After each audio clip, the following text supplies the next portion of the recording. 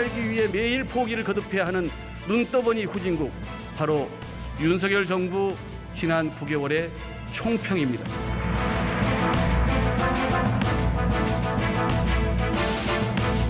대체 누가 대통령입니까? 불소추 특권이 김건희 여사에게도 적용됩니까? 김건희 여사는 제가 있어도 신성 불가침인 것입니까? 남은 길은 특검뿐입니다.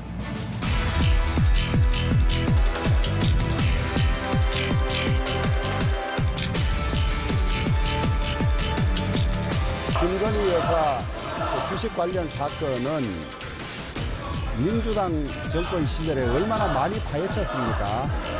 더구나 박범계 의원이 법무부 장관으로 있을 때 수사할 대로 해놓고 이제 와서 특검하자고 박범계 의원이 들고 있는 거 보니까 저는 참 웃음이 나왔습니다.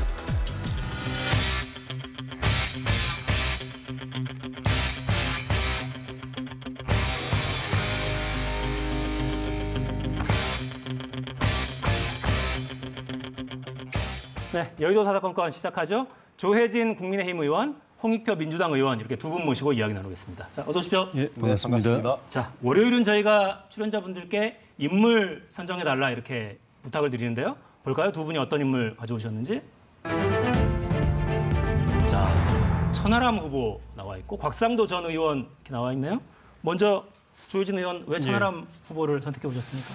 그 천하람 후보가 후발주자로 당대표 출마 선언을 했는데 뭐 저뿐만 아니라 많은 분들이 좀 의외였다고 생각을 했을 겁니다. 근데 저는 그동안에 당 혁신위 활동도 개인적으로 같이 해보고 그랬었죠. 또 그밖에 여러 기회에 본인의 생각이나 가치관 또 정치관, 철학 이런 것들을 접한 입장에서 우리 당의 전당대회 이 무대에 상당히 역동성을 가져올 수 있겠다. 흔히 말하는 매기 역할을 할 수 있겠다. 거기서 더 나아가서 이렇게 전당대회 당대표 경선 구도를 경쟁 구도를 흔들어 놓을지 또는 완전히 또 엎어놓을지 그까지는 예측하기 어려운데 최소한 매기 역할은 할 거다라고 생각을 했는데 역시 그런 예측이나 기대에 부응하는 것 같아요. 일단 컷오프 통과하고 본선 진출했으니까요. 예, 그 단번에 그 출마 선언하자마자 바로 4강 안에 여론조사에서 들어가 버렸으니까. 그렇죠. 보통 첫 여론조사에 들어온 게 보통 3위로 들어온 여론조사가 많았어요. 예, 뭐 오랫동안 해온 분들도 5위, 6위 뭐 이렇게 돼 있었는데 출마 선언만 그 사전에 선거운동 한 일도 없고 선언만 했는데 그렇게 되는 걸 보고서 이 지난 이준석 대표를 만들어냈던 당이 전당대회 그 역동성이 또 여기 또 작동하는가 싶기도 하고 그래서 이제는 좀 전체적인 이 흐름을 보면은 매기 역할을 넘어서서 본인은 이번에 뭐 골든 크로스 이야기도 했던데 어디서 주목해서 볼 필요가 있겠다는 생각이 듭니다. 네. 자, 그 예비 경선 그게 끝나기 직전에 천하람 후보가 60% 득표하겠다 이런 이야기까지 진짜 기염을 토하는 모습도 왔습니다. 자, 천하람 현상은 어떻게 해석하고 계세요, 의원님께서는? 한 몇 가지로 봐야 되는데요. 첫째는 천하람 후보 개인의 매력은 분명히 있는 것 같습니다. 그 TK 출신인데 어려운 전남 순천에 가서 자기가 뭔가 정치 변화를 해보겠다, 지역구도를 깨보겠다고 간 거기 때문에 그런 천하람 후보의 가지고 있는 개혁 의지 또는 어떤 험지에서 해보겠다는 의지가 당원들한테 먹혔다 이렇게 보고요. 두 번째 확인할 수 있는 건 역시 이준석 전 대표의 힘이 재확인됐다 이렇게 봅니다. 그러니까 이번에 천하람 후보뿐만 아니라 최고위원 후보, 청년 최고위원 결과를 보면 이준석 후보가 이렇게 묶었잖아요. 후보 몇 명을. 그분들은 되게 다 좋은 결과로 무난하게 컷오프를 통과를 했습니다. 마지막 최종적으로 어떤 결과가 나와야 될지 모르겠는데 이준석 대표가 밀려나긴 했지만 여전히 이준석 대표의 힘이 남아있다 이렇게 생각을 하고요.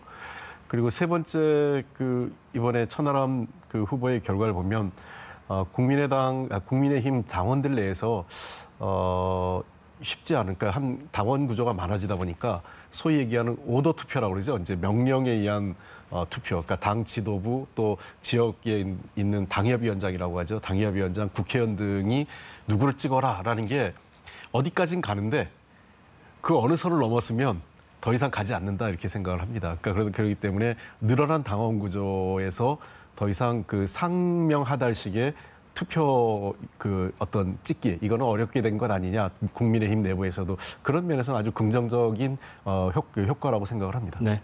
자, 응원 홍보 영상 만들어서 또 뿌리고 그랬던데 천하람 후보 그리고 허은하 후보 이 네 명이군요. 네.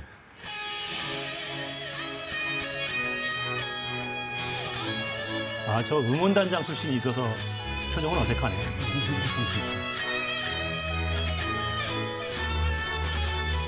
노인 후보가 원단장. 그렇죠. 원단장. 네. 앞에서도 이게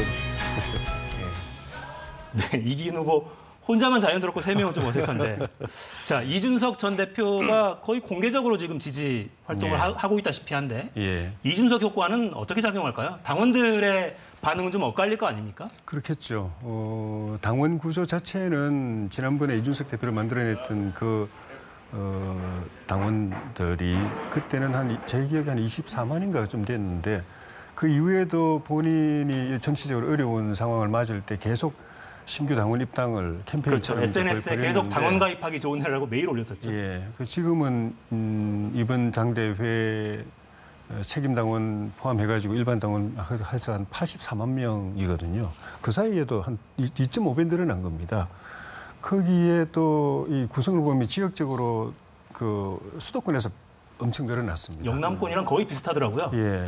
그 비중을 보면은 전체적으로는 영남도 늘었을 건데 비중을 보면은 영남 비중이 좀 더 내려가고 수도권 비중이 올라가서 이제 거의 비슷해졌고 연령대로 보면 2030대 신규 당원 숫자가 또 확 책임 당원 숫자가 확 늘어나서 결과는 봐야 알겠지만 그 구성만 놓고 보면은 지난번 전당대회보다도 오히려 역동성이 더 강해졌을 가능성도 있고 그게 이준석 대표하고 정치적 성향이 비슷하다면은 이제 또 그 먹히는 부분이 있겠죠. 근데 개인 자체로 놓고 보면은 또 이준석 대표대로 지난번에 그런 게 불미스러운 의혹 때문에 이제 경찰 조사도 받고 한 그런 부분도 또 있고 해서 순기능 표를 몰아주는 기능만 꼭 있는 건 아닐 것이기 때문에 그렇겠죠. 네. 예, 그거는 당원 구성은 이제 그런 측면에서 긍정적이지만 개인의 영향력 측면은 또 여러 면이 있어서 좀 봐야 될 것 같습니다. 그러니까 그 컷오프 과정을 보면 친윤계 현역 의원들이 대거 낙마하고 박성중 의원, 이용 의원 이런 분들 다 낙마하고 이른바 이준석계 4명은 다 살아남았단 말이죠. 네. 이게 계속 돌풍이 좀 이어질 걸로 예상하세요? 아마 꽤 이준석 효과는 있을 거로 봅니다. 그러니까 이제 천하람 후보가 당대표에 당선되기는 쉽지 않을 것 같아요. 지금 조혜진 의원이 말씀하신 것처럼 일정하게 표는 모으지만 또 표를 한계도 그로 인해서 한계가 있기 때문에 당대표는 어렵지만 최고위원은 일정 지분만 모으면 당선이 될 수 있지 않습니까? 그 정도의 지분은 이준석 효과를 통해서 충분히 거둘 수 있지 않을까. 그래서 5위권 안에 들어가는 거기 때문에 그 안에 들어갈 수 있을 정도의 표가 어떻게 효율적으로 잘 분배되느냐 하는 문제인데요. 그거는 생각보다 좋은 성과는 거두지 않을까 싶습니다. 생각보다는 좋은 성과를 거둘 것이다. 자, 일단 첫 발을 뗀 겁니다. 이제 제주 합동연설부터 시작이 됐으니까 여당 당대표 뽑는 전당대회에 이렇게 관심이 쏠리기도 쉽진 않은데 지난번 전당대회 때부터 그랬습니다. 네. 그전에 이런 일이 없었습니다. 좋은 건지 안 좋은 건지는. 네. 자, 홍익표 의원은 곽상도 전 의원을 인물로 꼽아오셨는데 네. 어떤 의미인가요? 잘 아시는 것처럼 이번에 50억 클럽의 첫 번째 조사 대상자였죠. 그래서 기소돼서 재판을 받았는데 법원에서 너무 저희로서는 황당한 결과가 나왔습니다. 이게 무죄가 돼서 앞으로 저희 이 많은 국민들이 허탈감을 빠져 있습니다. 이 죄가 뇌물죄가 성립되지 않고 아무런 다 무죄가 났다. 그럼 앞으로 이 주요 고위공직자 또 국회의원 같은 선출직 공직자들이 내가 돈을 안 받고 독립된 자식만 돈을 주면 이거는 합법적으로 뇌물을 받을 수 있는 도리어 상속세나 증여세도 안 물고 자식한테 줄 수 있는 가장 효과적인 방법을 사실상 법원이 길을 터준 것 아니냐 이런 우스갯소리가 나올 정도고요. 이 과정에서 검찰이 그럼 제대로 수사를 했느냐 하는 문제까지 나옵니다. 실제로 지난번에도 제가 한번 이 자리에서 거론을 했던 것 같은데 박영수 전 특검을 포함해서 권순일 대법관 등등 소위 50억 클럽에 들어가 있는 사람들에 대한 수사가 하나도 이루어지지 않고 있어요. 기껏 하나 이루어진 이 곽상도 전 의원과 그 아들과 관련된 문제조차도 이 재판문을 그 판결문을 보면 검찰의 부실 수사 가능성도 배제할 수 없습니다. 그러니까 한편에서는 검찰의 부실 수사, 또 한편에는 이 우리 법원의 국민 상식에 어긋나는 어떤 판단 이런 것들이 어우러지면서 50억 클럽에 대한 면죄부를 주는 이번 재판 결과에 대해서 많은 국민들이 정말 이게 가능한 나라냐 그 분노도 느끼고 허탈감도 느끼고 계십니다. 그래서 정말 50억 클럽 당사자들 그 아까 말씀드렸던 박영수 전 특검이나 또는 권순일 대법관 그리고 그 외에도 지금 김수남 전 검찰총장 등 여러 인물들이 있기 때문에 이분들에 대한 대장동 그 관련된 특검을 꼭 해야 되지 않을까 하는 국민적 여론이 매우 비등해지고 있는 것 아니냐 생각합니다. 네. 자, 대장동 특검 이야기가 좀 다시 불거졌고 오늘 박홍근 원내대표 교섭단체 대표 연설에서도 제기를 했어요. 특검 도입하자 민주당 주장인데 어떻게 받아들이십니까? 지금 수사가 이제 제대로 진행되고 있고 사실은 사실관계라든지 법리라는 게 이런 게 굉장히 치밀하게 구성이 되고 있기 때문에 그 당사자인 그 이재명 대표 본인 스스로조차도 가서 검사 앞에서 밖에서는 검찰이 다 조작한 거고 다 소설이다 이렇게 해놓고 들어가서는 제대로 그 사실관계 반박도 못하고 또 법리를 제대로 이제 뒤집지도 못하고 거의 묵비권 행사하고 나왔잖아요. 거의 세 번 다. 그걸 좋게 해석하면은 법원에 가서 판사 앞에서 다투겠다는 뜻이라고 볼 수도 있는데 또 한편으로는 지금 계속 연이어서 우리가 흔히 말하는 이 방탄국회 열어가지고 구속영장, 그러니까 체포동의안, 구속영장 발부가 되면 이제 영장 실질 심사를 위해서 체포동의안이 우리 국회로 넘어오게 되어 있는데 그걸 계속 막는 걸 보면은 법원에 대해서도 자신 없는 것 아닌가.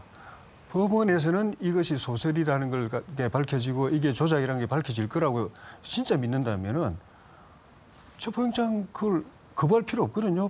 판사 앞에 서면 되거든요. 영장 실질 심사 받아가지고 본인 말대로 하면 구속영장 발부될 일이 없습니다. 다 기각될 텐데 왜 그거를 아예 체포영장을 집행을 가로막아 가지고 구속 실질 심사 자체를 봉쇄해 버리는 그런 행위를 하는가 보면은 본인 말과는 달리 법원의 단계에서도 별 자신 없는 것 아닌가 하는 그런 생각이 드는데 결국 이런 상황에서 대장동 특검을 하겠다는 거는 진행되고 있는 특검 진행되면 검찰 수사는 그만둬야 될 테니까 검찰 수사를 어쨌든 막으려고 하는 의도밖에 없는 것 아닌가. 지금 설득력이 없다고 봅니다. 이재명 대표에 대한 검찰 수사를 막기 위한 수단이다라는 해석인데? 아닙니다. 그럼 좀 불리하면 될 수 있다고 생각을 하고요. 왜냐하면 대장동의 양상이 여러 개가 있습니다. 이게 부산저축은행에서부터 뿌리가 시작된다는 주장도 있지 않습니까? 그리고 제가 아까 얘기했던 박영수 전 특검을 비롯한 몇몇 사람들에 대해서는 하나도 수사가 이루어지지 않았습니다. 박영수 특검을 소환 조사했다는 얘기를 본 적이 없습니다. 지금 여러 가지 지금 관련 부정부패 사건이나 등등의 그 여러 사건의 중심에 박영수 전 검사가 지금 포함되어 있는데 모르겠어요. 우리 윤석열 대통령의 검찰 시절의 멘토여서 그런지 모르겠지만 그냥 이 박영수 특검 모든 거에서 예외입니다. 그러니까 저는 수사를 하지 말라는 게 아니라 이재명 대표에 대한 수사만큼 다른 수사에서도 균형 잡히게 해달라는 건데 그걸 하고 있지 않은 거죠. 그러면 예를 들면 50억 클럽을 대상으로 해서 대장동 특검을 굳이 그러면 50억 특검만 딱 한정해서 대장동 특검을 할 수도 있다고 생각을 합니다. 그 정도로 지금 이 사건 자체가 검찰이 수사 의지가 없다고 저희들은 보이는 겁니다. 그리고 이재명 대표에 대한 지금 체포영장 지금 얘기하시는 건데 저는 공당의 제1야당의 당대표고요. 그리고 현재 국회의원입니다. 공적으로 해야 될 일은 분명히 있습니다. 그래서 헌법에서 불체포 특권과 면책 특권이 있는 거 아니겠습니까? 저는 우리 2000년대 들어와서 우리 검찰 수사와 재판의 큰 원칙은 불구속 수사, 불구속 원칙입니다. 현행범도 아니고 재범 우려가 있는 것도 아니고 그다음에 증거인멸 우려 없습니다. 특히 당시 주 범행의 무대가 성남시였는데 성남시 자치단체장을 이제는 국민의힘이 가져갔어요. 그러니까 증거를 은폐하려 은폐할 수도 없고 관련자들에 대한 조사 수사 다 끝났습니다. 그리고 해외 도주 우려도 없죠. 그렇다면은 제1야당의 당대표에 대해서 검찰이 구속영장을 하려고 한다는 것 자체가 굉장히 무리한 정치적 쇼라고 생각합니다. 저는 불구속 상태에서 이제는 그 공판 중심주의이기 때문에 우리 그 현재 사법 체계가 공개된 그 재판정에서 서로 간의 주장을 공개된 자리에서 주고받아야 된다고 생각을 합니다. 이제 검찰 일방적인 운동장이 기울어졌던 검찰의 시간에서 법원의 시간으로 그 이전된다면 대장동에 대한 보다 객관적인 실체가 국민들에게 드러나지 않을까 생각됩니다. 왜냐하면 지금까지는 거의 일방적으로 검찰의 소식 뭐랄까 불러주는 대로 지금 기사가 나왔기 때문에 그러한 현상은 법원의 시간으로 하면 조금 나아지지 않을까 저희도 보고 있습니다. 네, 지금 뭐 극단적으로 의견은 다른 상태고 정의당에서 오늘 또 이런 제안을 했더군요. 일단 50억 클럽 위주로 수사를 좀 해야 된다. 거론된 인물 모두가 수사 대상이라고 규정하면서 다만 지금 일단 양당의 시각이 완전히 엇갈리니까 특검 후보자를 비교섭단체 3개 정당이 추천하는 방안은 어떠냐 이런 제안도 했어요. 그러니까 일단 이재명 대표에 대한 수사는 착착 진행되고 있다고 해석을 그대로 둔다면 50억 클럽에 대한 수사는 잘 진행되지 않고 있는 것 같긴 하니까요. 그 부분에 한정해서 특검을 도입하자. 대신 특검 추천 권한 이거는 뭐 또 논의의 가능성은 있겠고 50억 클럽에 대한 특검을 따로 하자. 이 제안은 어떻게 생각하십니까? 저 개인적으로는 동의합니다. 개인적으로는? 예, 그건 당연히 사건 초기부터 뭐 지난 정부 때지만 사건 초기부터 수사 안 되는 거에 대해서 납득이 안 갔고 모두 국민적 의혹이 제기가 됐고 그때부터 사실상 뭉갠 셈이기 때문에 수사를 했을 때 결과가 어떻게 나올지는 모르겠지만은 수사 단서는 저는 충분하다고 봤거든요. 그래서 그건 이제 수사를 해야 된다고 보고 정의당도 그래서 이 50억 클럽의 그 수사를 위한 특검이라면 할 필요가 있다고 이야기를 하는데 또 우리도 그 시대전환의 조정훈 의원도 그 점에 동의하는 것 같아요. 그런데 두 당이 다 똑같이 이야기하는 것이 이재명 대표 방탄은 안 된다. 만약에 검찰이 구속영장 그 법원에다 청구를 하고 법원이 영장실질심사를 위해서 체포동의안 그 데려오라고 하고 그러면 이제 법무부가 국회에다가 그 이재명 대표를 판사 앞에 세워서 실제 심사를 하기 위한 체포동의안 이제 그 요구가 올 텐데 그 정의당은 지난번에 우리 노웅래 의원 때도 그건 동의를 했거든요. 정의당 이야기 맞는 겁니다. 국회에서 체포동의안을 우리가 가결을 해준다고 해서 그게 우리 이 동료 의원이 유죄입니다라고 이야기하는 게 아닙니다. 또 이 동료 의원이 구속돼야 됩니다라고 구속되는 걸 동의해준다는 의미도 아닙니다. 딱 아주 단순해요. 구속영장 실제 심사를 이제 판사가 열어서 심사를 해야 되는데 거기 출석하게 허락해 주는 것밖에 없습니다. 출석해서 심사 받아보고 그 구속 사유가 안 되면 풀려 나오겠죠. 근데 그것조차도 막는다는 거는 이거는 진짜 그 헌법적 권한 남용이고 또 이재명 대표뿐만 아니라 민주당도 그렇고 우리 당도 그렇고 선거 때마다 불체포 특권 이거는 그 포기하겠다고 이야기해놓고 이렇게 말하는 건 말이 안 된다. 그 점을 그 상식선에서 생각해야 될 것 같습니다. 그 법사위 캐스팅 보트라고 지목당하는 항상 조정훈 시대전환 의원이 이재명 대표가 대표직을 사퇴하면 대표직 사퇴를 전제로 그게 전제된다면 대장동 특검 법안에 내가 도장 찍을 수 있다. 이렇게도 이야기했어요. 글쎄요, 그거는 저는 좀 너무 과한 얘기라고 생각을 합니다.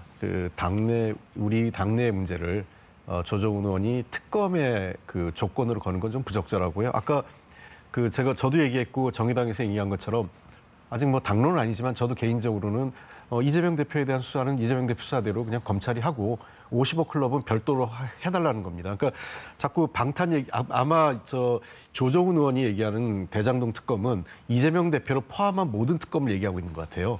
그러니까 그걸 분리해서 이재명 대표에 대한 방탄 저희 하고 있지 않다고 좀 봅니다. 왜냐하면 검찰에 대한 나가서 수사 조사 다 받고 있고요. 그다음에 50억 클럽은 아예 수사가 안 되고 있으니까 검찰이 하지 말고 특검이 하자. 그리고 저는 필요하면 비교섭단체에서 추천한 후보 받는 것도 뭐 적극적으로 검토해볼 용이 있습니다. 저는 뭐 우리가 거의 소극적인 이유는 없다고 보고요. 다만 그 검찰이 이재명 대표에 대해서 구속영장을 청구하는 것 자체가 대단히 부적절한 정치 공세라고 보는 겁니다. 수사 조사 어떤 수사나 재판의 큰 원칙에 있어서 도대체 이 구속 수사의 그 필요성에 대해서 동의할 수가 없다는 겁니다. 그러니까 제1야당이 아까도 제가 말씀드렸지만 아니 그 불구속 수사한다고 봐주는 게 아니잖아요. 예를 들면 5년형을 받으면 만약에 실형이 나와서 5년형을 받으면 나중에 30이 끝나면 다 살게 됩니다. 불구속이라고 해서 덜 사는 게 아니에요. 다만 자신이 재판을 받는 과정에서 지금 다툼의 여지가 있는 거기 때문에 이것을 공방을 해보자는 거고, 공개적으로. 왜냐하면 인신 구속된 상태에서는 일방적으로 검찰에게 유리한 국면이 되기 때문에 그거는 잘못됐다고 저희는 보는 거고, 두 번째는 공당의 지금 현재 당대표 신분이에요. 그러면 이분이 해야 될 공적 업무가 있습니다. 그것을 최소한 존중한다면 불구속 상태에서 검찰이 자신 있으면 왜 불구속 못합니까? 제가 보기에는 도리어 검찰이 자신 없으니까 어떻게든 구속시켜가지고 망신 주려는 게 이런 것 같아요. 아마 우리가 구속영장 보내면, 체포동의안 보내면 거부할 것 같으니까 그걸 염두에 두고 그래 뭐 그렇게 방탄한다 이런 정치적 모양을 한번 만드는 게 지금 한동훈 검찰의 그 생각인 것 같은데, 글쎄요. 하여간 뭐 저희들은 그쪽의 노름이 어떤지 모르겠지만 그럼에도 불구하고 절대로 당대표가 구속되는 것은 자시할 수 없다고 봅니다. 네. 자, 두 분 말씀 들어보면 50억 클럽 특검이 될 것 같기도 한데 또 안 될 것 같기도 하네요. 자, 오늘 박홍근 원내대표 연설을 보면 김건희 여사 관련한 특검도 추진하겠다고 명확히 이야기하고 있어요. 네. 여당에서는 못 봤죠? 지난번 문재인 정부 때 정말 그 사건 자체를 탈탈 털었습니다. 그 정도 틀 필요는 없었을 수도 있는데 어쨌든 야당 대통령 후보의 부인이기 때문에 결과적으로 놓고 보면 0.73% 차이로 당락이 갈라졌기 때문에 실제로 주가 조작 행위가 드러나가지고 기소를 하고 재판을 받았으면은 민주당이 이겼을 겁니다. 후보 부인이 그렇게 됐으면 0.73%가 아니라 7.3% 정도는 앞섰을 거예요. 못했습니다. 그 바람에 사건을 탈탈 트는 바람에 나머지 실제로 주가 조작에 관여한 사람들은 거의 다 혐의가 드러나고 기소되고 재판을까지 받았어요. 그때 못한 거. 지금 또 새로운 사실이 드러나니까 수사하라고 그러는데 새로운 사실을 제가 알고 보니까 이번에 드러난 사실이 아니라 그때 확인된 사실인데 공개가 이번에 된 것들이에요. 그렇죠. 공판 과정에서 공개된. 예. 본인들이 칼자루 쥐고 있을 때 탈탈 털어서 못한 걸 이제 와서 특검하라고 해서 뭐가 나오고 했나 싶기도 하고, 그냥 어차피 저렇게 해도 민주당이 일방적으로 169석을 가지고 특검 법안을 통과시켜도 윤석열 대통령이 그걸 거부권 행사할 거기 때문에 자기 부인이 사건이니까 자기가 거부권 행사한다 이런 모양으로 또 대통령 한번 또 망신 주려고 하는 의도밖에는 실제로 그게 돼서 수사가 될 거라는, 또 수사를 통해서 그게 드러날 거라는 기대를 갖고 하는 것 같지는 않다고 봅니다. 대통령 부인에 대한 스토킹 이런 표현까지 대통령실에서 쓰고 있어요. 네. 뭐 과한 표현이라고 생각합니다. 공인에 대해서는 언론이나 또는 여러 정치권에서의 관심을 스토킹으로 격화시키는 것 표현 자체가 대통령실이 매우 부적절한 표현이라고 생각하고요. 그럼 그렇게 전 국민이나 언론을 스토커로 전락시키는 거는 대통령실에서 그런 얘기를 하는 건 매우 부적절하죠. 말씀하셨지만 사실은 그 당시에 검찰은 문재인 정부의 검찰이라고 얘기하는데 더 정확하게 하면 윤석열 총장의 검찰이었습니다. 지금 드러난 바에 따르면. 조사를 했다고 그러는데 김건희 씨 그 당시는요. 아직 대통령이 되기 전이었으니까 그 당시에도 김건희 씨에 대한 조사가 이루어지지 않았고 지금도 단 한 번도 김건희 여사에 대한 조사가 이루어지지 않았습니다. 지금 공판 과정 공소장에 김건희 여사가 200번이나 이상 등장하고요. 공판 과정에서도 300회 이상 거론됐습니다. 매우 중요한 인물이죠. 참고인 조사조차 하지 않은 겁니다. 그렇다면 우리가 단순히 전주가 아니라 이 정도면은 거의 공범 수준에서 수사 조사를 한번 하고 판단을 했어야 되는데 조사 한번 하지 않았어요.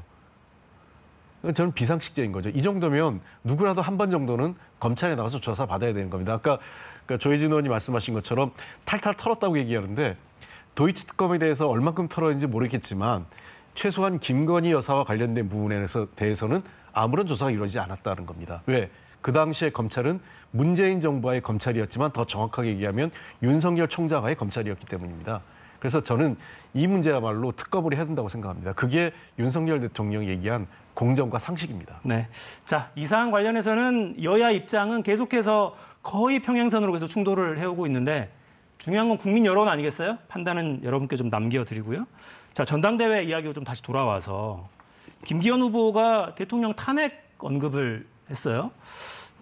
이게 신평 변호사가 탈당 레임덕 이야기한 다음에 이제는 후보 본인이 탄핵 이야기까지 꺼내고 나오는데 이건 어떻게 좀 이해를 하고 계십니까?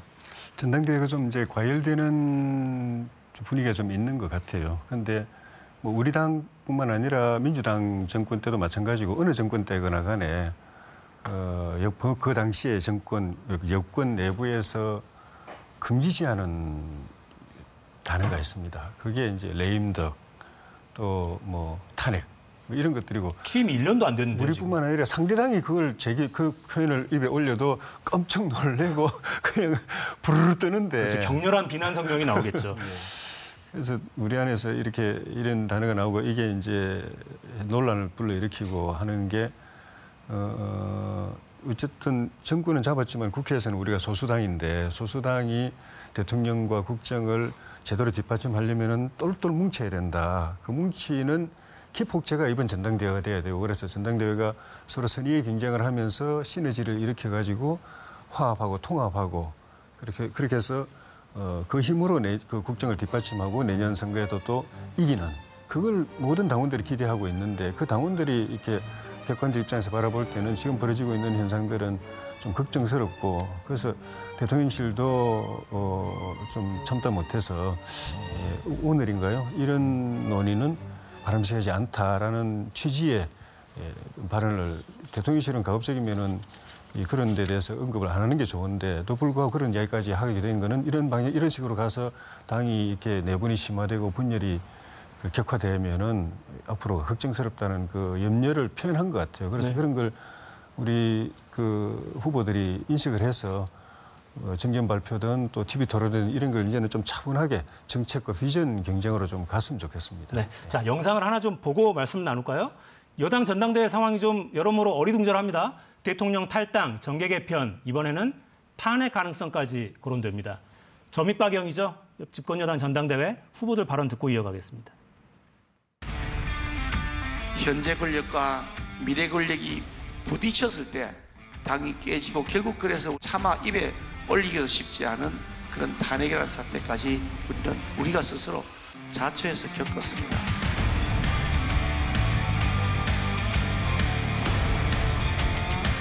본인이 너무나 공포에 사로잡혀 있는 것이 아닌가 저는 그렇게 생각합니다. 이건 또 국민들께도 그렇고 당원들께도 그렇고 정말로 신뢰되는 발언입니다. 여당의 전당대회에 결코 등장해서는 안 되는 얘기들이 나옵니까? 아무리 선거가 중요하고 아무리 본인의 지지율이 조급해도 정치에는 금도가 있는 겁니다.